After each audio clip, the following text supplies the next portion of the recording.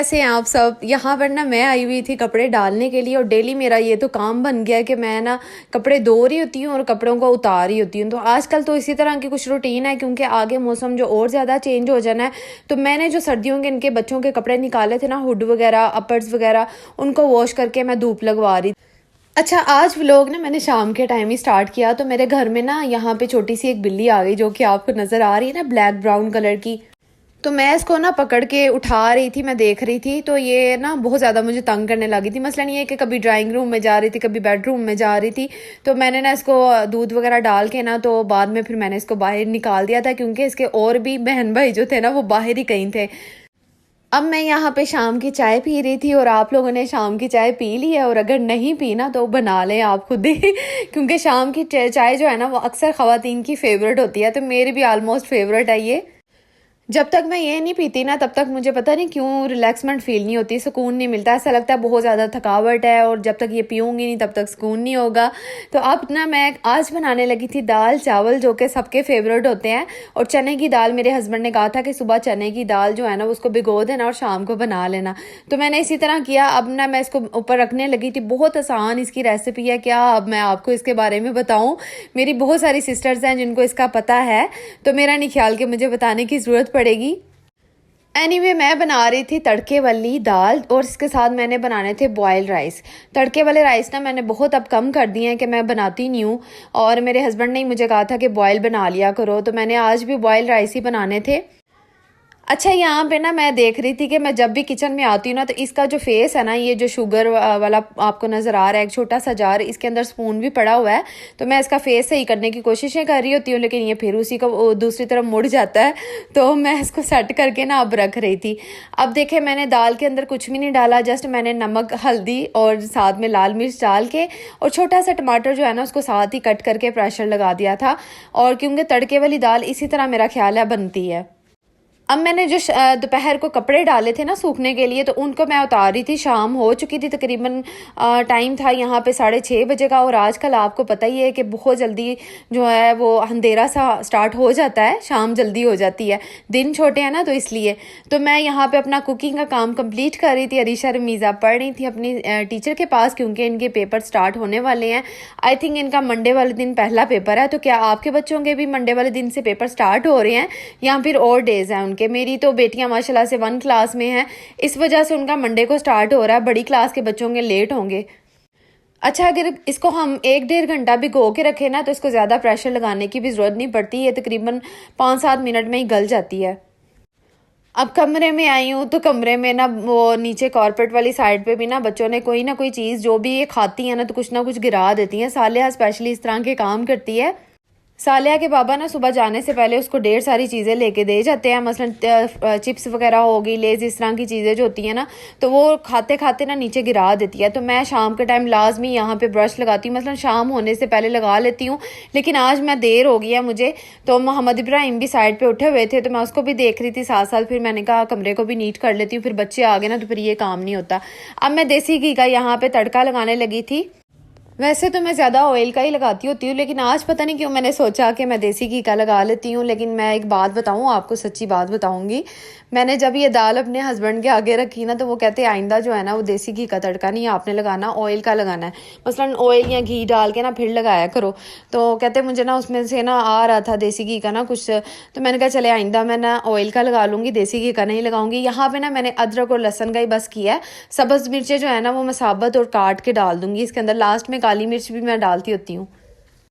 अच्छा, आपके सारा दिन के अगर काम ख़त्म हो जाए ना सारे, मसलन टाइम पे ख़त्म हो जाए तो कितना सुकून होता है ना। और अगर देर हो जाए ना तो ऐसा लगता है जैसे पता नहीं क्या काम जो है ना अभी भी बाकी है। तो मैं जब काम मेरे जल्दी ख़त्म हो जाते हैं ना तो मैं बहुत ज़्यादा रिलैक्स फ़ील करती हूँ। शाम से पहले पहले मेरी कोशिश होती है कि मैं खाना बना लूँ। तो आप लोगों की क्या रूटीन है? आप लोग शाम को बनाते हो, दोपहर को बनाते हो? क्योंकि अक्सर ख़वातीन दोपहर के टाइम भी कुकिंग का जो है ना काम ख़त्म कर लेती हैं। मेरे ख्याल से कुछ ख़वातीन ऐसी भी हैं जो कि 11 11-12 बजे ही हांडिया जो है ना ऊपर चढ़ा देती हैं। तो जो इस तरह करती हैं ना, उनके सारा दिन में मसलन बहुत सारे काम निबट जाते हैं। तो हम जैसी ख़वातीन जो कि लेट काम स्टार्ट करती हैं, मसलन शाम के टाइम खाना या रात का खाना बना रही होती हैं, तो फिर भी उनके काम जो है ना वो जल्दी ख़त्म नहीं हो पाते। तो जितना जल्दी हम लोग उठते हैं ना, उतना जल्दी हमारे काम सिमट जाते हैं।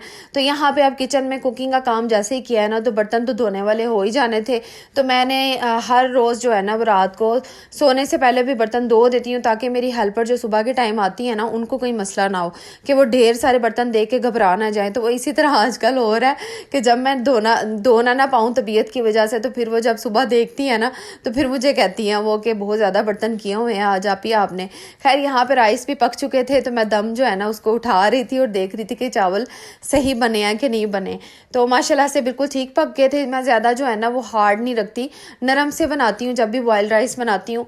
और बस यहाँ पे अब थोड़ा सा काउंटर वगैरह साफ़ कर रही थी। मैंने कहा किचन अच्छी तरह से साफ़ होगा ना तो सुकून हो जाएगा, और देख के भी ना अच्छा लगता है, अच्छा फील होता है। जब आप घर को साफ़ सुथरा रखेंगी, अपने आप को भी जो है टाइम देंगी और हर चीज़ का ख्याल रखेंगी ना, तो ज़िंदगी बड़ी खुशहाल सी लगती है, बड़ी अच्छी सी लगती है, और ज़िंदगी को गुजारने का मज़ा भी आता है। और दिल करता है कि लाइफ कभी भी जो है ना वो ख़त्म ना हो, लेकिन ज़िंदगी ने एक ना एक दिन तो ख़त्म हो ही जाना है।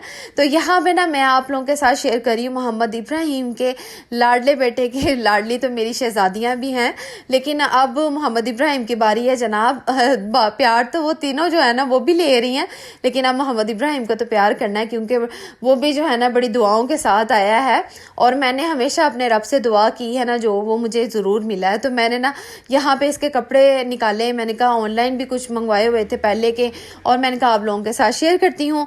तो ये वाला ड्रेस जो आप लोग अभी देख रहे हो ना स्किन वाला, तो ये इनके पापा ने स्टिच करवाया है टेलर से। तो माशाल्लाह से इतना क्यूट लग रहा था ना, कलर भी बहुत प्यारा है, और मोहम्मद इब्राहिम को सूट ज़्यादा प्यारे लगते हैं। मेरा ख्याल है उसको रेडीमेड से ज़्यादा ना मुझे सूट कुर्ते जो है ना वो ज़्यादा अच्छे लगते हैं।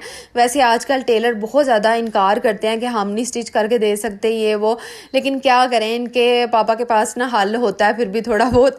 और खैर यहाँ पे ये वाला ड्रेस भी आप लोगों ने देख लिया। इसकी जो है ना वो नीचे से पहनने वाले इनर्स वगैरह भी थे, साथ में बिब्स वगैरह भी हैं, और जो सर्दियों की कुछ चीज़ें होती हैं जैसे हाई नेक वगैरह, अभी ये ना जस्ट सैम्पल लेके आए हैं और साइज़ का भी कंफर्म नहीं है। मसलन ये मैं उसको पहना के देखूंगी, अगर छोटा होगा ना तो नेक्स्ट टाइम हम लोग बड़ा ले लेंगे।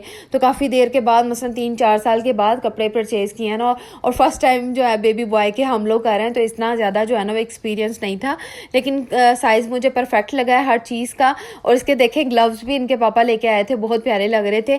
अब मैं ना यहाँ पे क्या करने लगी हूँ, आज आप लोगों के साथ व्लॉग में एक और चीज़ शेयर करने वाली हूँ, और वो ये कि आप लोग कहती हैं मुझे टिकटॉक पे भी कमेंट्स करके आप अपने हैंड्स और फुट पे क्या लगाती हैं। तो जैसे मैंने आप लोगों से पहले भी कुछ नहीं छुपाया, अब भी नहीं छुपाऊंगी। तो मैं ये नॉर्मली यही यूज़ करती हूँ, ना अभी कोई लोशन लगा रही हूँ, ना ही कोई क्रीम यूज़ कर रही हूँ। तो ये मलाई है जो कि दूध के ऊपर ताज़ी ताज़ी होती है ना, उसको मैं उतार लेती हूँ और बस इसको रात के टाइम सोने से पहले अपने हाथों पे अप्लाई करती हूँ, और साथ में अपने पाँव पे करती हूँ। इससे ना पाँव भी बड़े सॉफ्ट हो जाते हैं और हाथ भी बड़े मुलायम से हो जाते हैं। थोड़ी देर के लिए आपको थोड़ी सी इरिटेशन होती है, मसलन थोड़ी सी उलझन होती है, लेकिन इससे जो मेरा ख्याल है जो इसका 100% रिजल्ट है ना, वो लोशन का भी नहीं होता होगा। जो कुदरती चीज़ें होती हैं ना उनको इस्तेमाल करना चाहिए। तो ये बड़ों के टोटके हैं, ये मेरी अम्मी ने मुझे बताया था। खैर यहाँ पे ये वाला ड्रेस आप लोगों के साथ शेयर करी हूँ। अच्छा ये ना मैंने स्टिच करवाना है अपना फ्रॉक, और हो सकता है इसके पैनल्स जो है ना मैं खुद ही कट करके टेलर को दूँ, या हो सकता है इसको खुद ही स्टिच कर लूँ।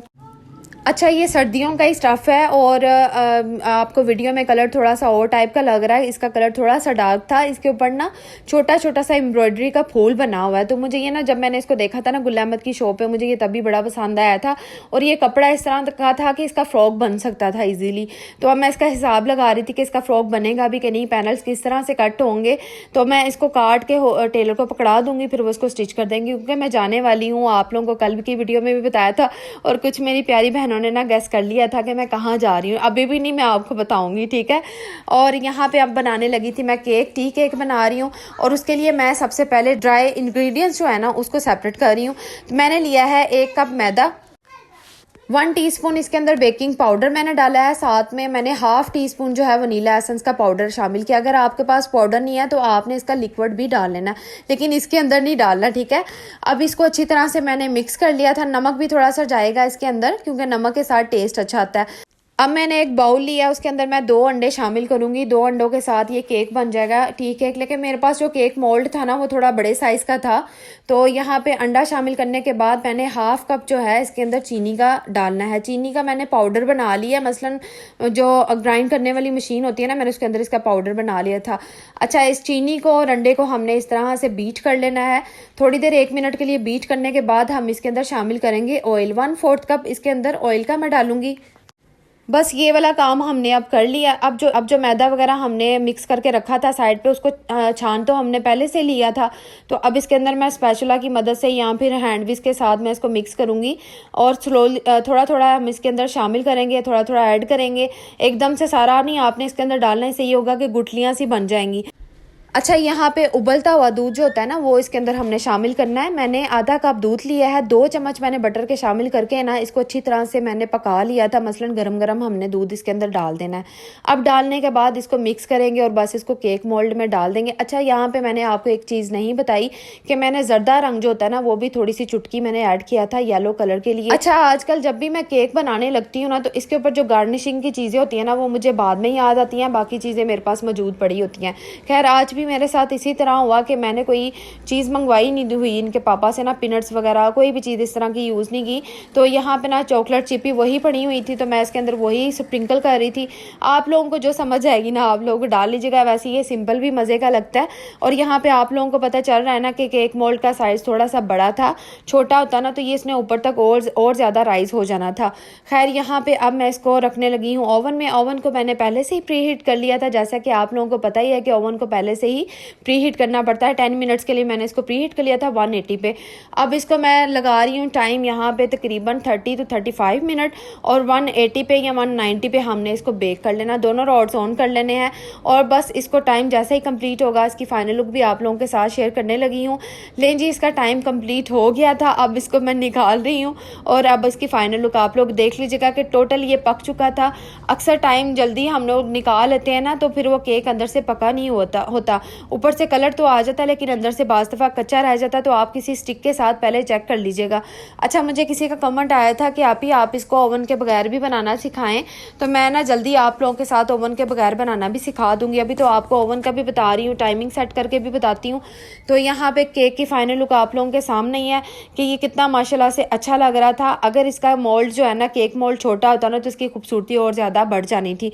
अब मैं इसको कट करके भी आपको दिखाऊंगी कि कितना सॉफ्ट और कितना मज़े का था।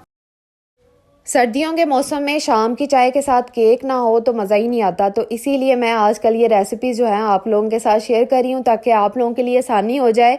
बड़ी मुश्किल से इस तरह की रेसिपीज़ जो हैं वो मिलती हैं और हम भी सर्च करके ही ढूंढते हैं तो सीखते हैं। तो अगर हमारे पास इस तरह की रेसिपी है तो मैं भी चाहती हूँ कि आप लोगों के साथ शेयर करूँ ताकि घर में आपको आसानी हो जाए, आप भी घर में आसान तरीके से केक बना सकें। तो ये देखें कितना मज़े का लग रहा है और इसका बिल्कुल अंदर से पका हुआ है और बिल्कुल सॉफ्ट सा केक है जिसको आप चाय के साथ एंजॉय कर सकती हैं और चाय के बगैर भी खा सकती हैं। होपफुली आपको आज का व्लॉग, आज की वीडियो ज़रूर पसंद आई होगी। वीडियो को लाइक करना मत भूलिएगा, चैनल पर नए हैं तो सब्सक्राइब करना मत भूलिएगा। सब्सक्राइब किए बगैर चैनल से जाइएगा मत। अल्लाह हाफिज़।